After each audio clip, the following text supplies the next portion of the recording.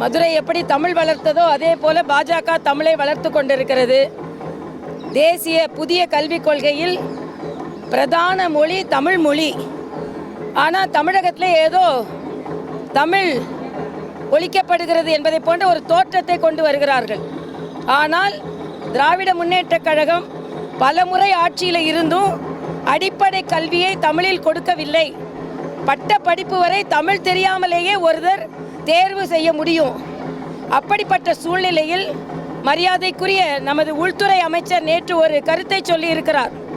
எல்லா மாநிலங்களிலும் அவரவர்கள் மொழியில் மருத்துவம் பொறியியல் வந்துவிட்ட போது தமிழ் தமிழ் என்று சொல்லுகிறீர்களே, நீங்கள் ஏன் தமிழில் மருத்துவத்தையும் பொறியியல் கல்லூரியும் கொண்டு வரல? அதே மாதிரி உலகமெல்லாம் சமஸ்கிருத பல்கலைக்கழகம் இருக்குன்னு சொல்றீங்க.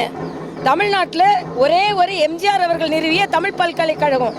உங்களை யார் இன்னொரு தமிழ் பல்கலைக்கழகத்தை கொண்டு வர வேண்டாம்னு சொன்னது? அது மாதிரி இந்தி திவாஸ்னு கொண்டாடுறாங்கன்னு சொல்றாரு. தமிழ் தினம் மாதம் மாதம் கொண்டாடலாமே. நீங்க தானே ஆட்சியில் இருக்கீங்க, அதற்கு வழிவகை செய்தால் என்ன?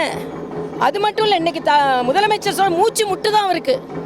எப்படி மூச்சு முட்டுதான்னா, மத்திய அரசின் திட்டங்கள் எல்லாம் ஹிந்தியில் இருக்கான், ரயில் பேர் ஹிந்தியில் இருக்கான். நான் கேட்குறேன், நீங்கள் ஆட்சியில் இருக்கும்போது மூச்சு முட்டலையா?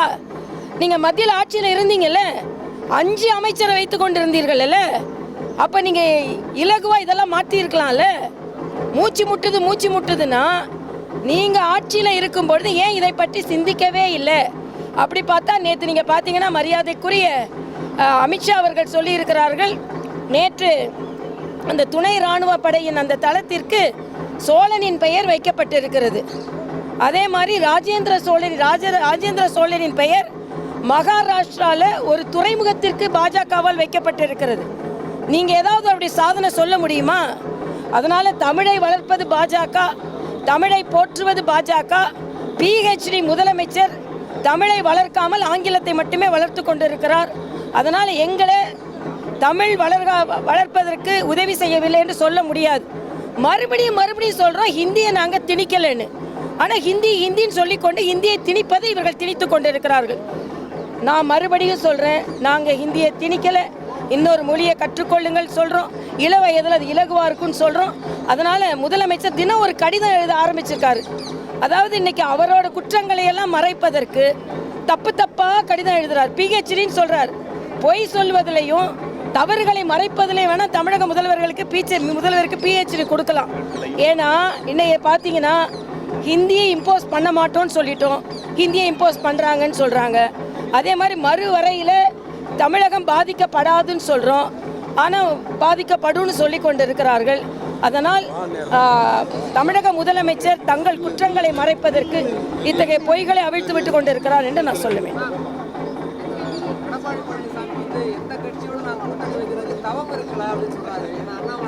நான் தமிழக பத்திரிகை சகோதரர்கிட்ட ஒரு கோரிக்கை வைக்கிறேன்.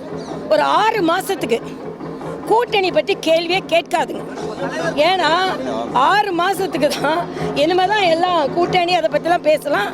நான் தம்பி விஜயை நான் பாராட்டுறேன். இன்னைக்கு மகளிர் தினத்துக்கு வாழ்த்து சொல்லும்போது நேரடியாக அப்புறப்படுத்தப்பட வேண்டிய ஒரு கட்சி திராவிட முன்னேற்ற கழக ஆட்சின்னு சொல்லியிருக்கிறாரு. அதுதான் எங்களது குறிக்கோளும். நான் இன்னைக்கு காலையிலே சொன்னேன், பெண்களுக்கான பாலியல் பலாத்காரங்கள் அதிகரித்து விட்டது, பெண்களுக்கான குற்றங்கள் அதிகரித்து விட்டது.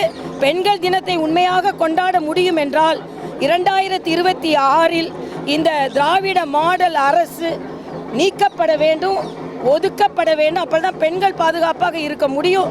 ஆக இந்த திராவிட முன்னேற்ற கழக அரசை அப்புறப்படுத்துவதற்கு என்னென்ன முயற்சிகள் எங்களால் செய்ய முடியுமோ அதை நாங்கள் செய்வோம்.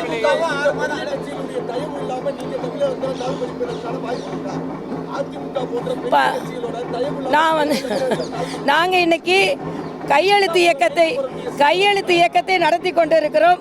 கையெழுத்து இயக்கத்திற்கு மிக அபரிதமான வரவேற்பு கிடைத்திருக்கிறது. முதலமைச்சர் சொல்றாரு கையெழுத்து இயக்கத்தை அவருக்கு பரிகாசமா இருக்கான், சிரிப்பு வருதான். அப்படின்னா ஏன் எங்களை தடுக்கிறீங்க, ஏன் எங்களை கைது செய்யறீங்க? அதனால தமிழகத்தில் பாஜக கால் பதித்து வருகிறது. யாருடன் கால் பதிக்க போகிறோம் என்பதை எங்களது மத்திய தலைமை முடிவு செய்யும். நன்றி, வணக்கம். பள்ளி மாணவர்களை வச்சு நீட் கையெழுத்து இயக்கம் நடத்தலையா? எல்லா நீட்டுக்கும் உள்ள போய் தானே அதனால நாங்க பொதுமக்கள்கிட்ட தான் நடத்தினோம். மாணவர்கள் விரும்பி வந்து கையெழுத்து போடுகிறார்கள். கையெழுத்து இயக்கத்தை பார்த்து திராவிட முன்னேற்ற கழக கூட்டணிகள் பயந்திருக்கிறது என்பதைத்தான் நான் சொல்லுவேன். பாதகம் செய்பவரை கண்டால் நாம் பயம் கொள்ளலாகாது பாப்பா. மோதி மிதித்து விடு பாப்பா, அவர் முகத்தில் உமிழ்ந்து விடு பாப்பா.